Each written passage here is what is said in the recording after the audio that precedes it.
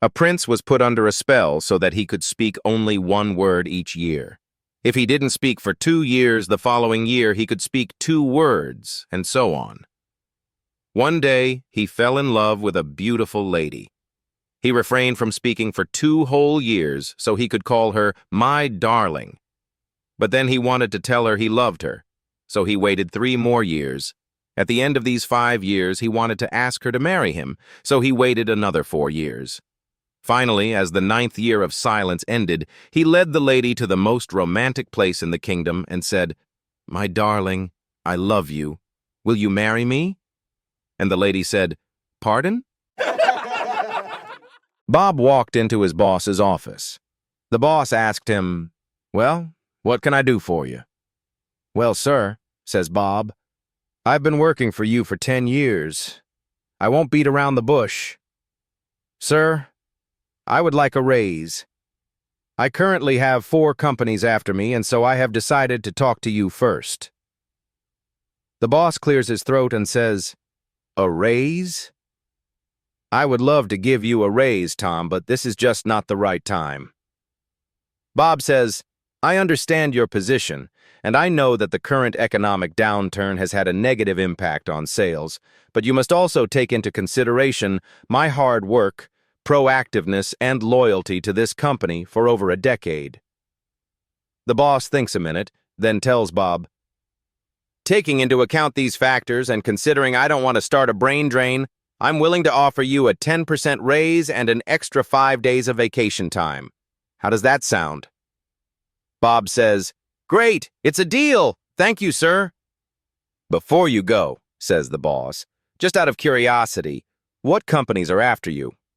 Bob replied, "Oh, the electric company, gas company, water company, and the mortgage company." A young woman was preparing for her wedding. She asked her mother to go out and buy a nice long black negligee and carefully place it in her suitcase so it would not wrinkle. Mom forgot until the last minute, so she dashed out and could only find a short pink nightie. She bought it and threw it into the suitcase. After the wedding, the bride and groom enter their hotel room. The groom was a little self-conscious, so he asked his new bride to change in the bathroom and promised not to peek while he got ready for bed.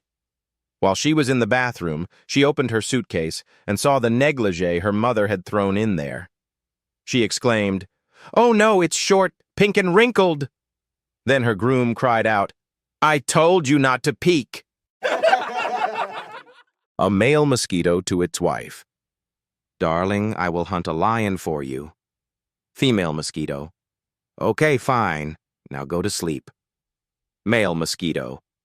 "I will bite an elephant and bring his blood for you." Female mosquito. "Sure, love. Go to sleep." Male mosquito. "I will drive you around Paris in a Mercedes." Female mosquito. Okay. Go to sleep." Male mosquito. "You don't trust me? I will get you a 100 grams gold chain." Female mosquito. "You idiot. Go to sleep." Male mosquito. "Honey, I'll do anything for you." Female mosquito. "You silly b****. How many times have I told you not to come home after biting a politician?" After many years of marriage, a husband has turned into a couch potato, became completely inattentive to his wife, and sat guzzling beer and watching TV all day. The wife was dismayed because no matter what she did to attract the husband's attention, he'd just shrug her off with some bored comment. This went on for many months, and the wife was going crazy with boredom. Then one day at a pet store, the wife saw this big, ugly, snorting bird with a hairy chest, powerful, hairy forearms, beady eyes, and dribble running down the side of its mouth. The shopkeeper, observing her fascination with the bird, told her it was a special imported Goonie bird, and it had a very peculiar trait. To demonstrate, he exclaimed, "Goonie bird, the table!" Immediately, the Goonie bird flew off its perch and with single-minded fury attacked the table and smashed it into 100 little pieces with its powerful forearms and claws. To demonstrate some more, the shopkeeper said, "Goonie bird, the shelf, Again, the Goonie bird turned to the shelf and demolished it in seconds. "Wow," said the wife. "If this doesn't attract my husband's attention, nothing will." So she bought the bird and took it home. When she entered the house, the husband was, as usual, sprawled on the sofa guzzling beer and watching the game. "Honey," she exclaimed, "I've got a surprise for you, a Goonie bird." The husband, in his usual bored tone, replied, "Goonie bird, my ass." Upon arriving home in eager anticipation of a leisurely evening, the husband was met at the door by his sobbing wife. Tearfully, she explained, "It's the pharmacist. He insulted me terribly this morning on the phone." Immediately, the husband drove downtown to accost the pharmacist and demand an apology. Before he could say more than a word or two, the pharmacist told him, "Now, just a minute. Listen to my side of it. This morning the alarm failed to go off, so I was late getting up. I went without breakfast and hurried out to the car. But I'll be darned if I didn't lock the house with both house and car keys inside. I had to break a window to get my keys. Driving a little too fast, I got a speeding ticket. Then, about 3 blocks from the store, I had a flat tire. When I finally got to the store, there was a bunch of people waiting for me to open up. I got the store opened and started waiting on these people. And all the time, the darn phone was ringing its head off. Then I had to break a roll of nickels against the cash register drawer to make change, and they spilled all over the floor. I got down on my hands and knees to pick up the nickels. The phone is still ringing.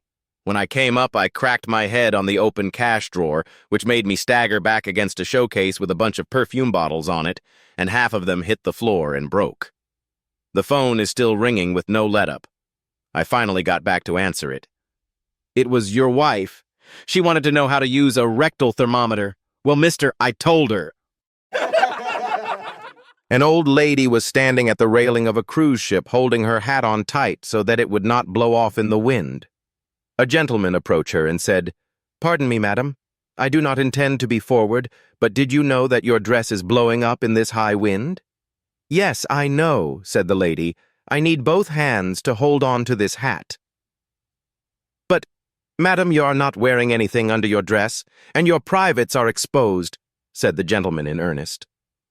The woman looked down, then back up at the man and replied, "Sir, anything you see down there is 90 years old.